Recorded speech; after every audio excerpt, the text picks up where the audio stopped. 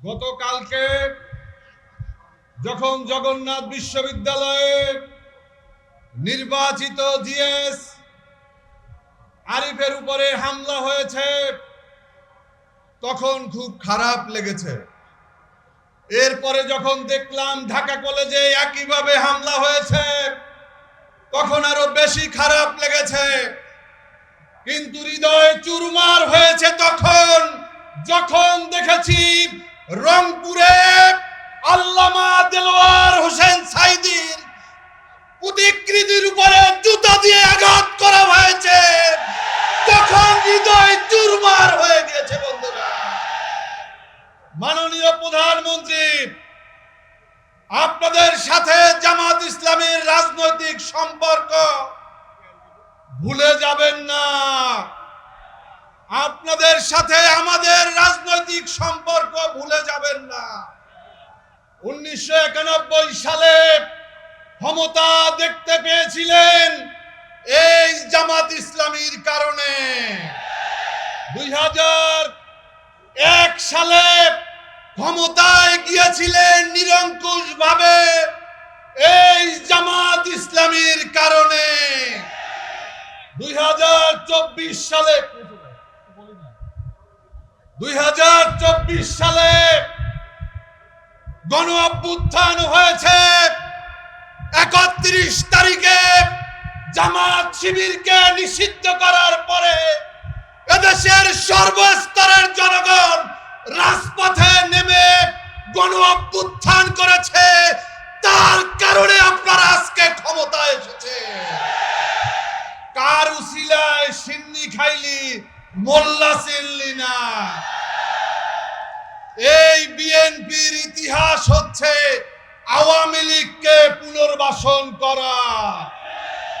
শহীদ রাষ্ট্রপতি জিয়াউর রহমানের প্রতি শ্রদ্ধা রেখে বলছি, জিয়াউর রহমানের জীবনে একটি ভুল ছিল, তা ছিল শেখ হাসিনাকে বাংলাদেশে নিয়ে আসা।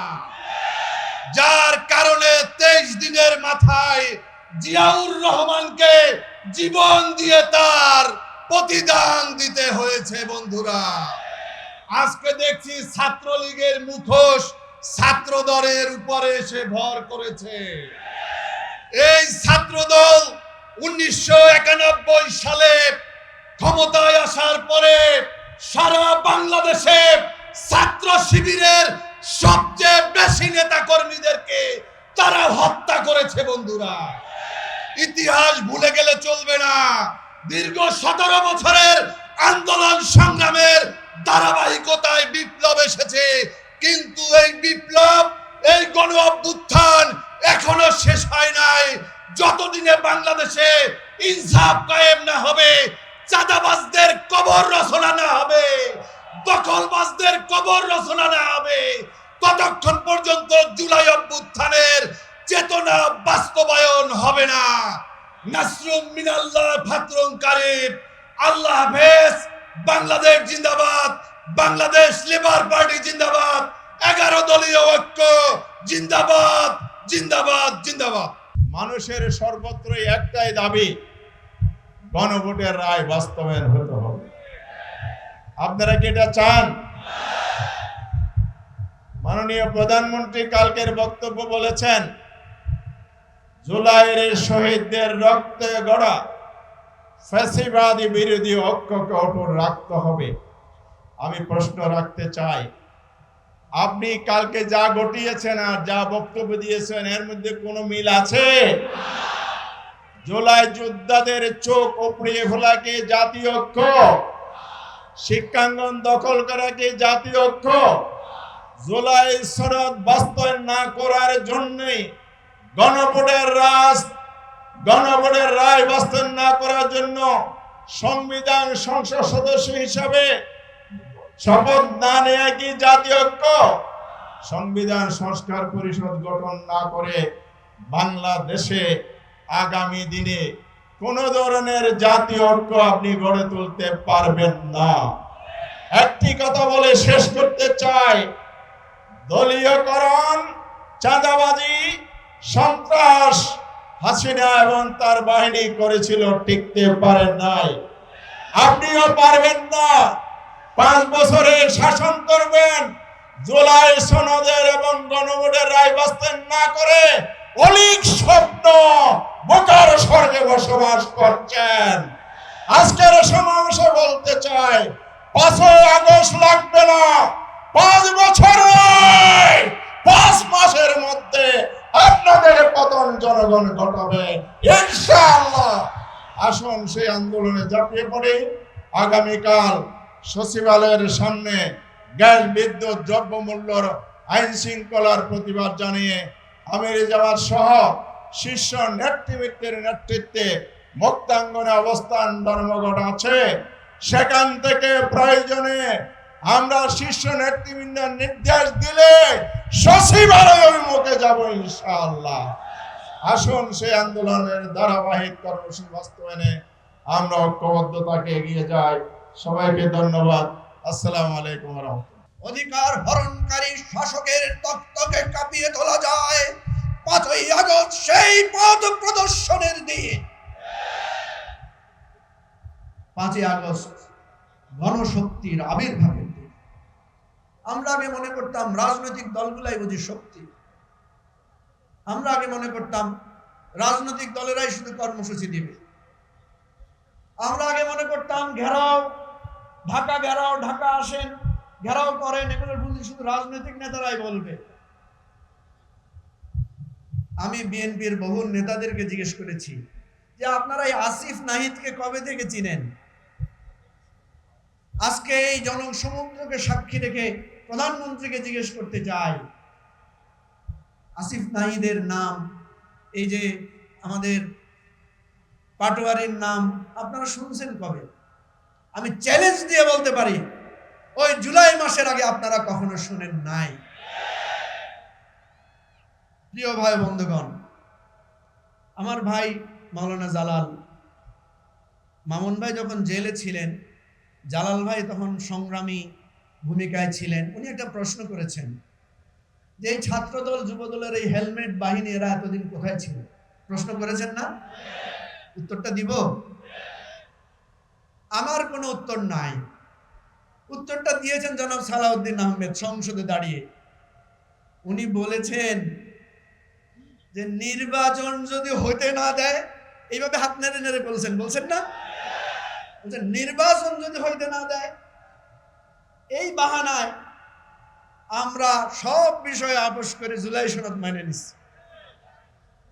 মানে ওনারা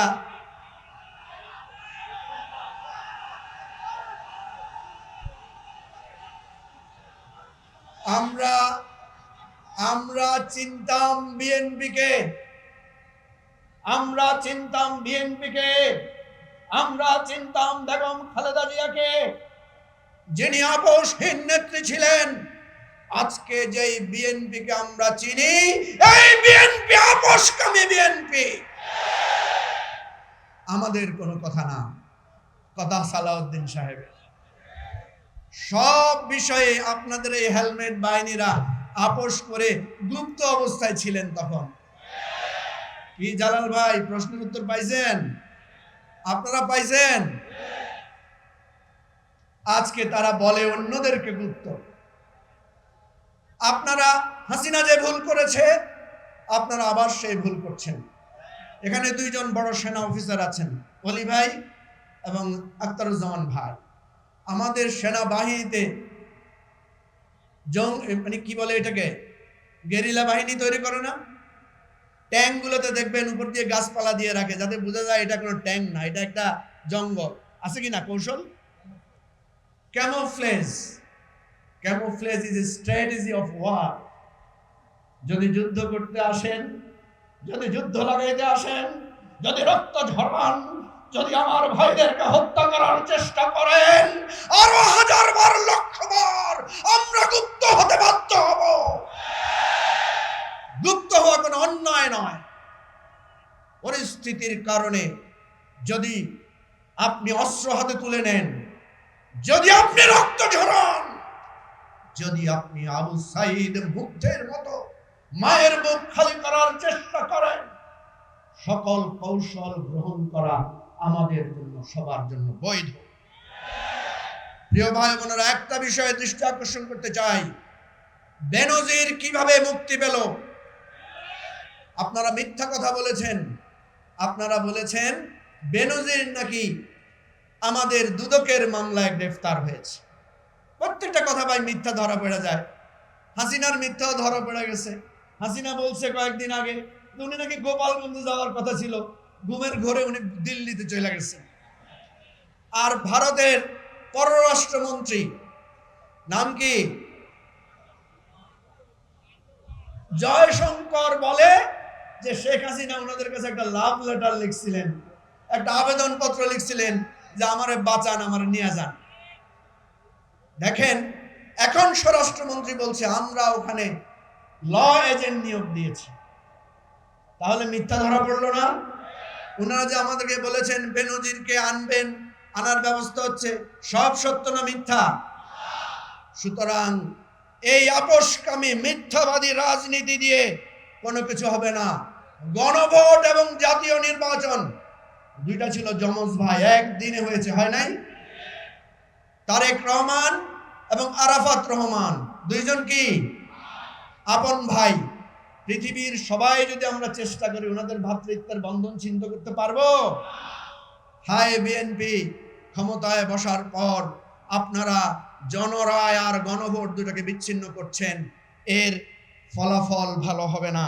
সব শেষ কথা বলি, জুলাই ছিল, জুলাই আছে, জুলাই চলবে।